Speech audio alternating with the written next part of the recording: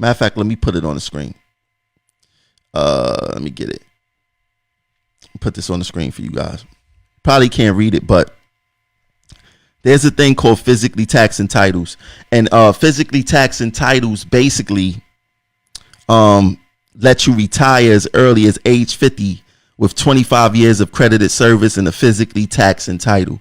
And this is only for tier 4 workers in the nicest pension who falls under chapter 96 of that nicest pension.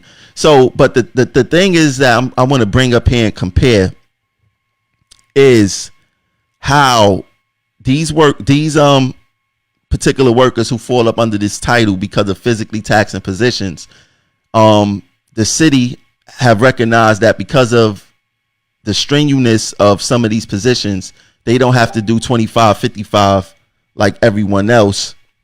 They could just do 20-55 or 50-25. They can retire at 50 with 25 years of service because of certain job positions. Now I'm gonna put on the screen certain job positions in which they consider physically taxing. You got electrician's helper. You have elevator mechanic. You have city park worker. You have construction laborer. And I'm just going through the list, finding random titles to bring up. You have bridge and tunnel maintainer. You have bridge painter. You have deputy sheriff. You have foreman auto machinist. You have foreman water and sewer systems. You have exterminator. You have a farmer. You have assistant resident building superintendent. You have a boiler maker. Let me go through another list. Let me put another list up there. You have a foreman bricklayer. You have a glazer. You have a housing fireman. You have a line repairer. You have a mate. I don't know what that is. You have a painter. You have a motor vehicle dispatcher. You have plasterers. You have gas fitters, mason helpers. You have scowmen. Let me go to another list. You have supervisor, whatever that is. You have a supervisor paver. All these is this list right here is basically supervisors. But the point I'm trying to make is that a lot of the titles that I have read, they fall in line with titles that we have. Now, if these city titles, and they call it the official list of physically taxing positions, how can they classify as physically taxing and our jobs don't? Bus operator, train operator, conductor, cleaner, painter, track worker. All of those titles are physically taxing titles. Meanwhile, they have us working 25-55, and then they give us a tier 6 pension. So not only are our titles physically taxing, but we also have to work longer to get our pensions. And then a lot of us is subject to a reduced pension, via tier 6. Now, I think that the union should look into possibly getting transit workers a physically taxing position on this list. I think that, for us tier 6 workers, if they want us to live under these tier 6 conditions, we definitely should have our titles fall under these physically taxing positions. Because if you look at a lot of the workers who's about to leave the job, they walking funny, and it's not because they old. They have hip problems, knee problems, back problems. Some of them leave with cancers and all types of ailments. It's very rare that someone leave this job the same way that they came in. Firefighters, they basically leave the same way they came in. Police officers, unless something drastic happened.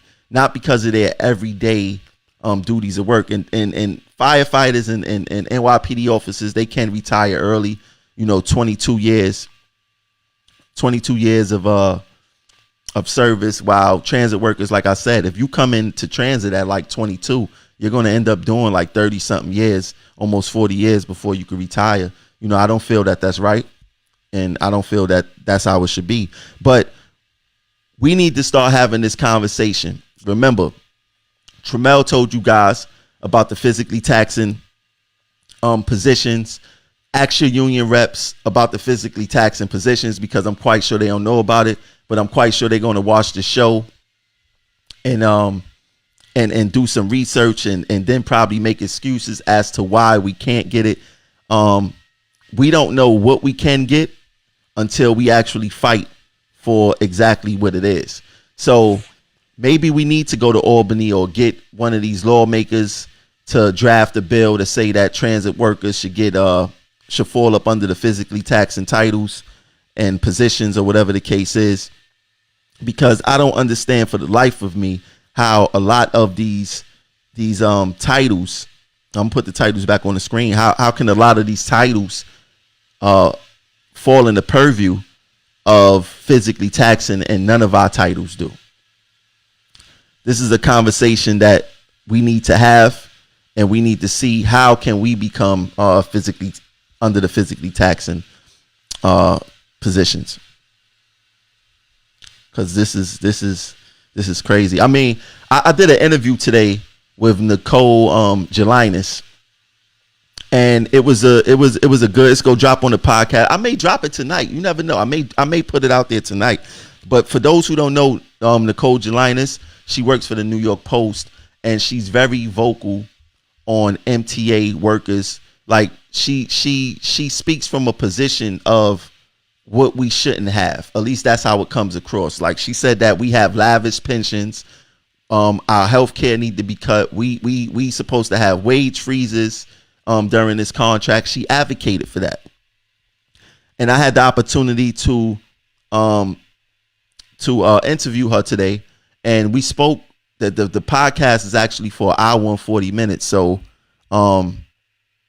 it was a great interview. Yeah, Alex, nurses wanted through a lawsuit, and it took them 10 years to actually win that. And like I said, if a nurse get a physically taxing, if they position is considered physically taxing, then how a bus operator, how a train operator, a conductor, a cleaner, a track worker, a painter, even in that list that I posted, you have painters there that fall under physically taxing. And if you check, I believe the Department of Labor website about physically taxing positions, they tell you positions where you forced to sit for hours on at a time, and they explain if you work in a certain noise environment and things like that. They explain these physically taxing positions, and I don't understand how we don't fall under a lot of those positions or whatever the case is. But check this out. Back to the podcast. I interview her. It's a great interview, and she did a good job, answering the questions. I don't feel that she ducked anything, and for some reason, it feel like her narrative is different. Speaking to her versus reading it. But, I think it's a very important interview that you guys should listen to. It will be on the SoundCloud. Like I said, maybe up there tonight, but definitely tomorrow it's going to be up there. And you guys need to check that out. Now, I need you guys to share out the show. For some reason, I'm blocked from sharing out the show. I abuse the feature according to them. But I need you guys to share out the show. Invite people to the page. We got look. We got a whole bunch of platforms for you guys to keep in contact with us. We have Twitter. You can follow us on Progressive Act, PROGRESSIVEACT. We have, what's popping up next? We have Instagram. You can follow us on Progressive Action. It's right there on the screen. If you got that, follow us on Progressive Action. We have YouTube. This video will be on YouTube at Progressive Action. You just got to search Progressive Action and we will pop up. Subscribe to the channel. I'm quite sure there's people watching us live right now. Share out the video and join, subscribe to our YouTube is very important. Subscribe to our Twitter is very important. Subscribe to our Instagram. It is very important because we are talking about things that the public should know. And as long as the public is in the dark on the things that we need them to know and support us behind, we're never going to get any kind of damn real support around here.